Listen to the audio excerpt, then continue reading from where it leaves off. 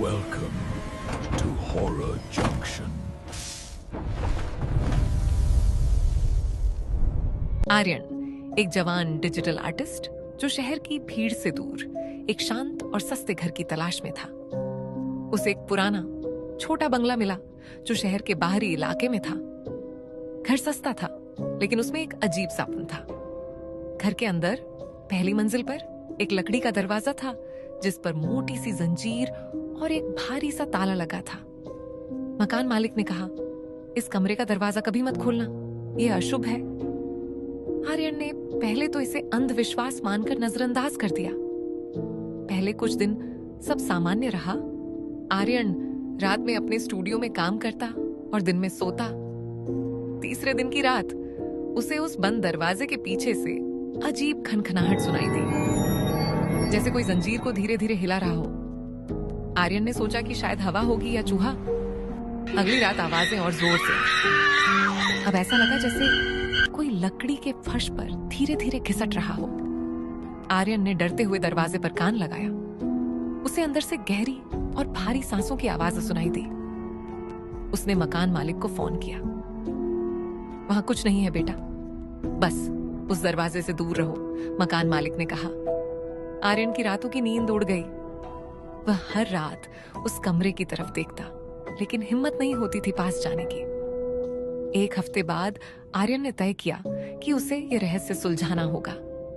रात के 2 बजे जब पूरा घर खामोश था, उसने अपनी टॉर्च ली। दरवाजे के पास जाने पर उसे एक तेज सड़ी हुई बदबू महसूस हुई। आर्यन ने दरवाजे के ताले को ध्यान से देखा। वह बहुत पुराना और जंग खाया हुआ था, लेकिन कोने में थोड़ी सी जगह दिखी। आर्यन ने टूल बॉक्स से पेचकस निकाला और ताले को तोड़ने लगा। जोरदार आवाज के साथ जंजीर और ताला जमीन पर गिर गए। जैसे ही दरवाजा हल्का सा खुला, बदबू और तेज हो गई। आर्यन को लगा जैसे किसी ने उसकी सांस रोक दी हो। उसने हिम्मत करके दरवाजा पूरा खोला। टॉर्च की रोशनी में उसने जो देखा, उससे उसकी चीख निकल गई। ये कोई स्टोर रूम नहीं था, बल्कि एक छोटा खाली कमरा था। दीवारों पर सीलन थी और जमीन पर लाल और काले धब्बे थे। कमरे के बीचों बीच जमीन पर रक्त से लिखा था, शुक्रिया, अब तुम भी हमारे साथ हो। कमरा खाली था, लेकिन आर्यन को लगा जैसे कोई उसके पीछे खड़ा है। कानों में ठंडी सांसें महसूस हुई। जैसे ही आर्यन ने पलटने की कोशिश की, एक भयानक जोरदार चीख पूरे घर में गूंज उठी। यह चीख आर्यन की नहीं थी, बल्कि कमरे के अंदर से आई थी, एक औरत की। तभी आर्यन को याद आया, मकान मालिक ने कहा था, बस उस दरवाजे से दूर रहो। दरवाजा इसलिए बंद नहीं था कि उसमें कोई बंद था, बल्कि इसलिए कि बाहर से कोई अंदर ना आ जाए। आर्यन तेजी से कमरे से बाहर भागा, दरवाजा बंद करके हांफते हुए। जैसे ही वह सीढ़ियां उतरने लगा, उसे लगा कि उसके हाथ पैर भारी हो रहे हैं। वह दीवार के सहारे रुका।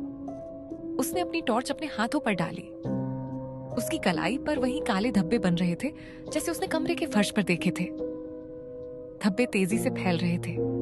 ऊपर से बंद दरवाजे के पीछे से अब खनखनाहट नहीं, बल्कि जंजीर घसीटने की आवाज आ रही थी। और अब ये आवाज उसके नाम को पुकार रही थी। आर्यन ने डरकर नीचे देखा। उसके पैर जड़ हो चुके थे। अचानक टॉर्च की रोशनी बुझ गई। घर में बस एक आवाज गूंज रही थी, जंजीर खिसकने की, और फिर सब कुछ थम गया। कहानी यहीं खत्म हो जाती है। आर्यन का क्या हुआ, ये बस घर की दीवारों को ही पता है।